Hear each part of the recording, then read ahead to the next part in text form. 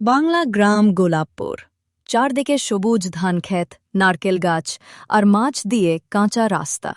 সেখানেই থাকে রাহুল, এক কৃষকের ছেলে, আর থাকে মিতু, গ্রামের স্কুলের মেধাবী ছাত্রী। রাহুল গরু চড়াচ্ছে। দূরে দেখে মিতু ধানক্ষেতের পাশে বসে বই পড়ছে। আহা, কত সুন্দর করে বই পড়ছে, চোখ সরানোই যাচ্ছে না। হঠাৎ মিতু তাকিয়ে দেখে রাহুল তাকিয়ে আছে। কি রে, এতক্ষণ তাকিয়ে থাকছো কেন? না, মানে গরু সামলাচ্ছিলাম। ঘুরু না বই সামলাচ্ছিলি? তুমি পড়াশোনা করছো না কেন? সবসময় মাঠেই ব্যস্ত। বাবার কাজ সামলাতে হয়, বই পড়ার সময় পাই না। তবুও চেষ্টা করো। জ্ঞান না থাকলে জীবন অসম্পূর্ণ। তাহলে তুমি আমার শিক্ষক হবে। দেখা যাক।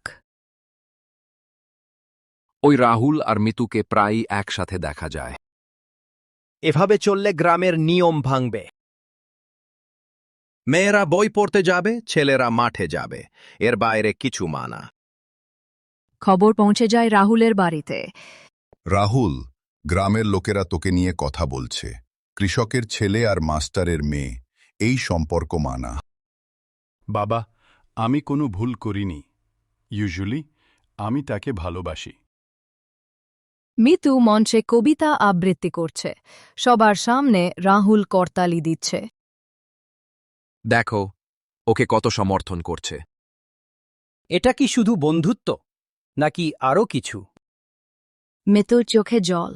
আবৃত্তির পর রাহুল তাকে অভিনন্দন জানায়। তুমি অসাধারণ ছিলে। তুমি পাশে না থাকলে আমি সাহস পেতাম না। যদি তারা সত্যিই একে অপরকে সম্মান করে, তাহলে আলাদা করার কি মানে? গ্রাম তো মানুষের, নিয়মও মানুষের জন্য।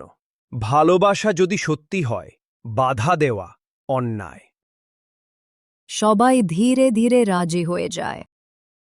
মিতু, আমরা পারলাম। হ্যাঁ, আমাদের ভালোবাসা সবার মন জয় করেছে। তাহলে এবার তুমি শিক্ষক, কোচ, অনি ছাত্র। শিক্ষা আর ভালোবাসা দুটো একসাথেই চলবে। দুজনেই হাত ধরে হাঁটছে। পেছনে গ্রামের শিশুরা খেলছে। মাঠে বাতাস বইছে।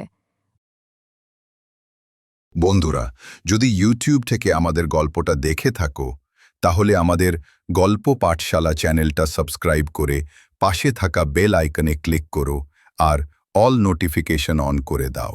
আর যদি ফেসবুক থেকে দেখে থাকো, তাহলে আমাদের গল্প পাঠশালা পেজটা ফলো করে দিও।